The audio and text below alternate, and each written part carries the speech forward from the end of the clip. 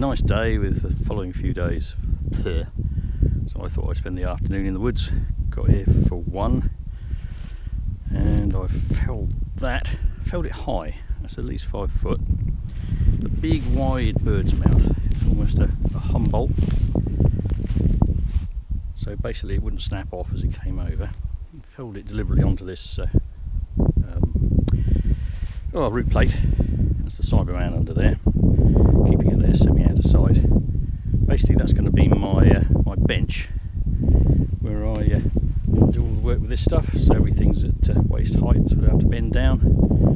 I'll stack it all up there, or a lot of it up there, and come and do a session with the billock. That's still to be cleared up. Most of this is too skinny, too damaged and too cranky to be bean rods or hedging heathers. And over here is where I've been felling today. This is all felled today. That was felled Christmas Eve. And basically I've been felling over here because the breeze is blowing out the southwest and I want it to go up there. That dead hedge up there is new. There are a couple of stools underneath this slightly stag-headed standard oak here. This has gone over this way. This one went with a rope, that one went with a rope. One over there I tried to do with a rope but went the wrong way. It doesn't really matter, but the more I can get over there with a little bit of wind assist, the better. So if you can imagine all this lot came from this stool here, felling it this way is no problem, and that's more than halfway to the dead hedge. There'll be a Dorset gate there when my neighbours have come in with the tractor, so basically they can come in when they like, I don't mind.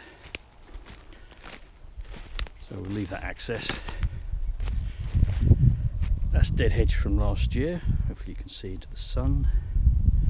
It's just about to dip behind the ridge over there, so I need to get walking so I get a little bit of daylight when I get back to the van. It's about half a mile walking in.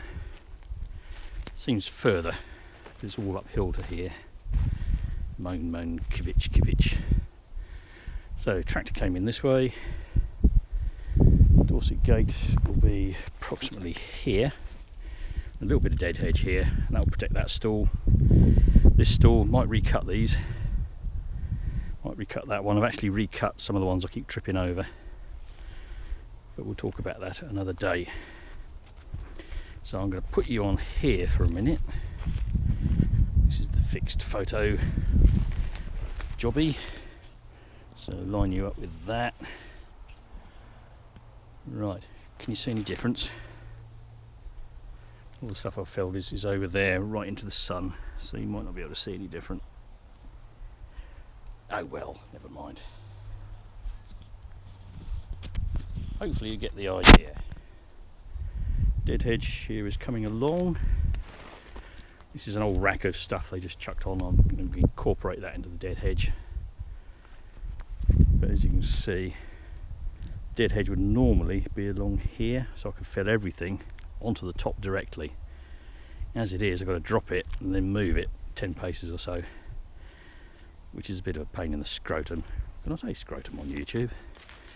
But oh well, it'll mean that more stools are protected and they might have a chance of coming back, because you can see what's happening here. Ones in the middle have got away, ones on the outside have been chewed, and over here these tall stems have got away, ones on the left have all been chewed. This is the tractor access, just an informal track. These ones have got away, but they're all cranky at the bottom. So this won't be worth much for sale as a standing crop, even though the regeneration is not too bad.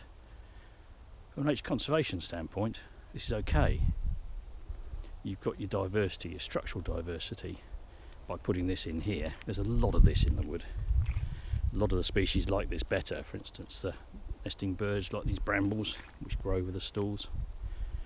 Then the brambles slowly die down as time goes on and they get shaded.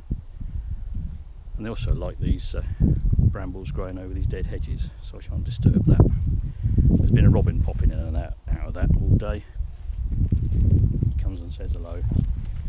And he has a bit of a scrimmage around where I've disturbed the leaf litter. So you can see where these trees have dropped, and I've just knocked them into sections. And in here you can see the deer damage. Most of these have still got leaves on because of the weird autumn, but most of these leaves are actually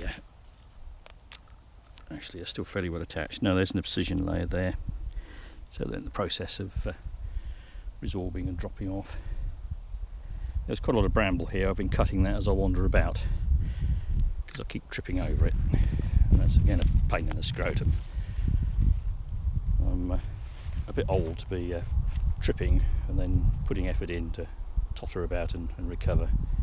So I like a nice clear footing, and I especially like a nice clear footing where I've got one of these trees with a rope in it and I'm walking backwards watching it, so I don't need to be tripping over, falling on my arse and then getting twatted with the top of the tree. Not a good plan. This is last year's dead hedge, which came to there, which is just about 7 metres gate beyond, so I'll extend that, get rid of this hole where we could get in. Dorset gate here, Dorset gate there, and there'll also be a Dorset gate at the bottom. So I've got to go and get some 10-ax at some point. So that's the progress today. I'll need to clear this up. Some bean rods, come stakes, come whatever down there. That'll all get moved so it's not in my way when I get to fell these.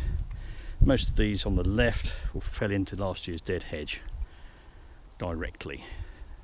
I'll use ropes for that because I don't want them going over the back of the dead hedge and then hitting last year's regrowth. Because if that gets broke, that's not a good plan.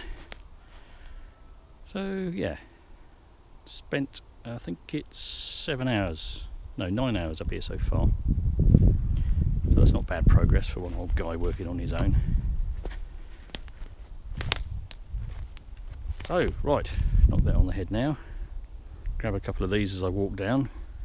All these are going downhill, of course, which is much easier than having to take them uphill. And they go downhill fairly easy. You can chuck some and they'll skid a little bit. What you can do is fell lengths of timber and then deliberately skid down if your slope's steeper. You can use the lengths of timber that you fell that uphill, snid it nice and tight, then use them as a skidway. I've done that before, that works surprisingly well, but you need a slightly steeper slope than this. So always try and use the slope to your advantage. Gravity should be your friend. Don't work against gravity. Makes things a bit pain. Right, thank you very much. Hope that was useful. Bye for now.